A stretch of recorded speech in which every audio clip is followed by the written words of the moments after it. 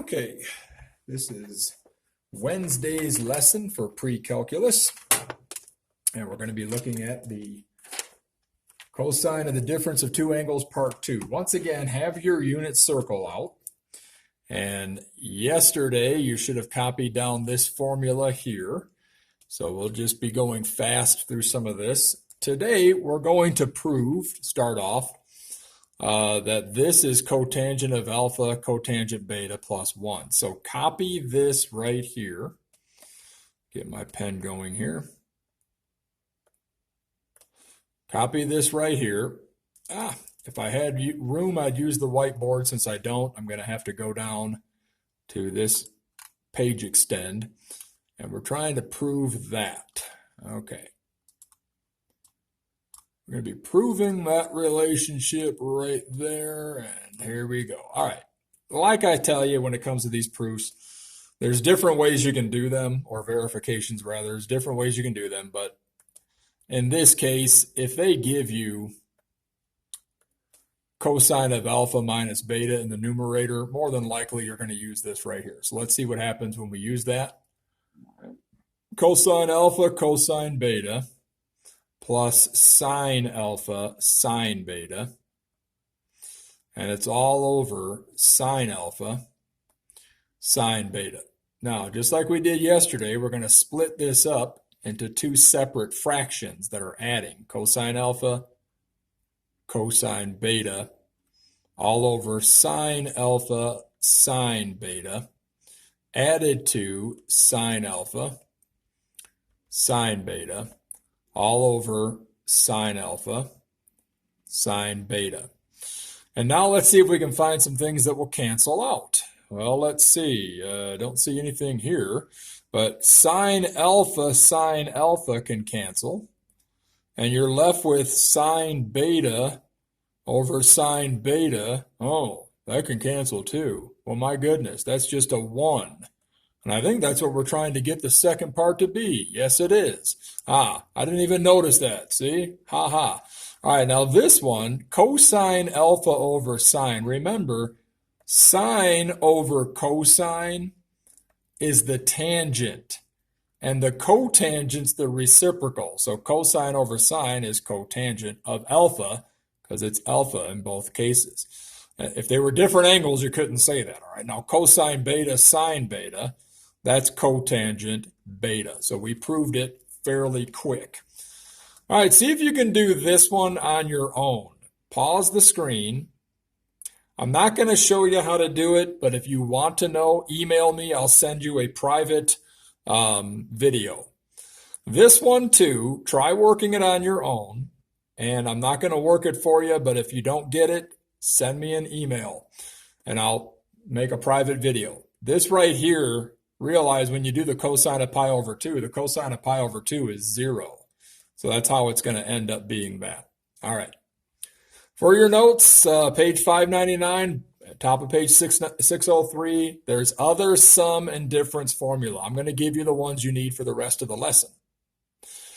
Before doing this next problem, let's add these fractions. If you can do this on your own, pause the video. If you can't do it on your own, you got to get a common denominator. You got to get the, it says no decimals. So we're going to make a 3 and a 3 there and a 4 and a 4 there. Why? So I get a common denominator of 12. Okay, whatever you multiply the denominator to, multiply the numerator to. So now this is 4 pi. This is 3 pi. So your final answer is 7 pi over 12. Now you might say, what's that for? Well, it's for the next part of our lesson. Pause the video and copy this new formula.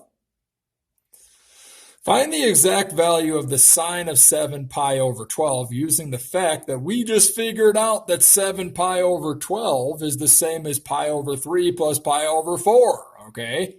So in other words, boys and girls, the sine of 7 pi over 12 is the same as the sine of pi over 3 plus pi over 4. If you think you can use the new formula, the one you just copied there, to finish this, pause the video and do it.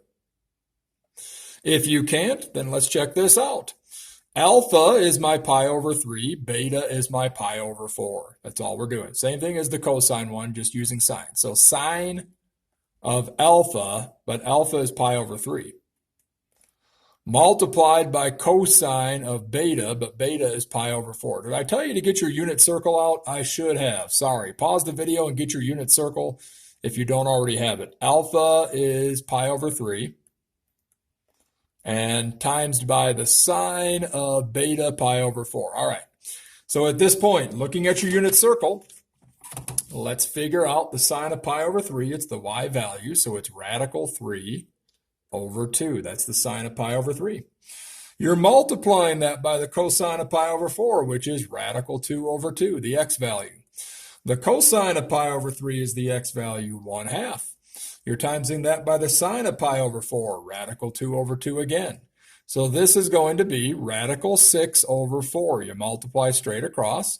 This is going to be radical 2 over 4. So your final answer is radical 6 plus radical 2 over radical 4. This does not become radical 8.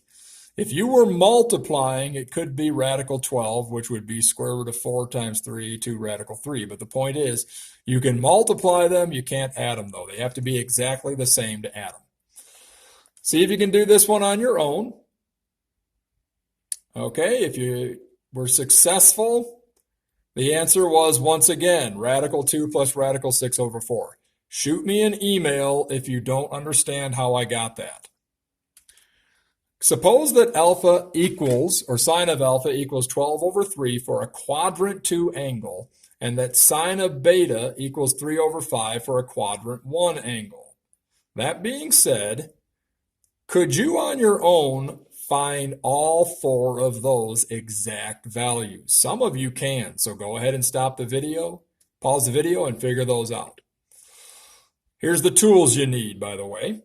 Okay, all right, I'm going to show you how to do these for those who couldn't get them, and then, of course, you want to check your answers. So if you're given that the sine of alpha is 12 over 3 for a quadrant 2 angle, think about where that is.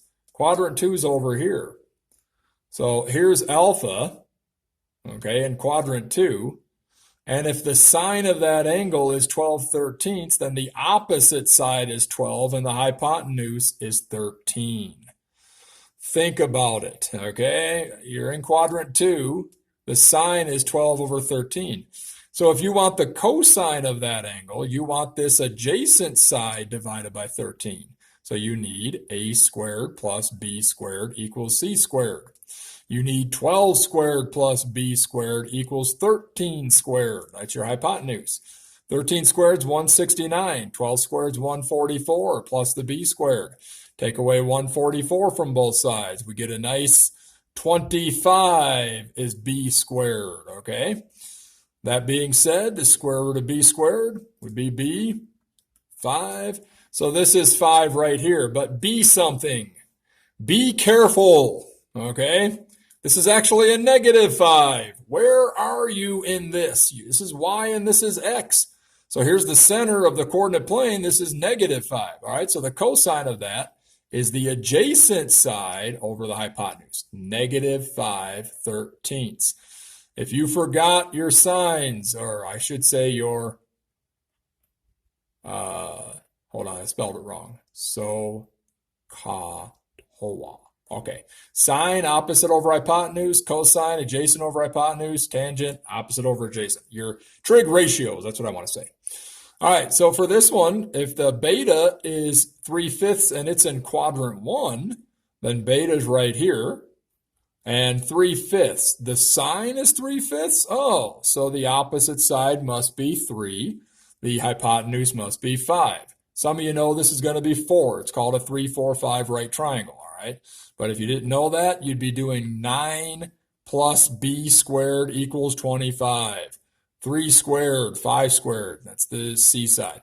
So take away 9 from both sides. You get b squared equals 16. B equals 4 when you do the square root, all right? And it's +4 because here's the origin again. All right, so what do we want? We want the cosine of beta. Well, the cosine would be the adjacent side, 4 over the hypotenuse of 5. So if you got 4/5, you did that correct.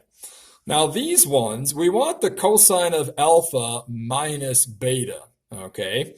cosine of alpha minus beta using this information that we had up here. Well, the information we already had was this. We know that beta was right here, and this side was 4, and this side was 3, and this side was 5. We know that alpha was right here, and this side was -5, and this side was 12, and this side was 13. That being said, let's find this right here, cosine of alpha minus beta. Well, cosine of alpha, didn't we already find the cosine of alpha? It was -5/13, adjacent over hypotenuse, multiplied by cosine of beta. Cosine of beta was 4/5. We add it to the sine of alpha. The sine of alpha was already given. It's 12/13. We multiply that by the sine of beta. The sine of beta was already given, 3/5. Now I'm going to double check my answers here so that Chris McKinney doesn't have to write me and tell me I'm wrong. I'm just kidding. Cosine of alpha, -5/13. We got that. Cosine beta, beta's right here, 4/5. We're fine. And then alpha, sine, okay, looking good. All right. Now, that being said, multiply across, -20/65 plus 36/65 makes your answer of 16/65. That's what the cosine of alpha minus beta is. If I make a mistake, please do email me if I make a mistake. All right. The sine of alpha plus beta, well, same idea. Sine of alpha, we already know the sine of alpha, 12/13. Cosine of beta, let's see, beta was when we had it right here, okay, and that was with the 4 and the 5, so that was 4/5 cosine of beta. Cosine of alpha, alpha when we had over here, this was -5. So that was the -5/13 part. You can go back and look at those if you forgot, but yeah. All right, sine of beta we already know is 3/5. So once again, multiply across 48/65 plus -15/65. Let's see, that's going to give you 48 minus 15, 33/65. And I don't think 65 divided by 3, so there's your final answer, 33/65. If I made a mistake, please email me. I'll send out notice to everybody, but I think I'm okay. All right, try those for homework, and you guys have a great night, and expect tomorrow's lesson to come as well.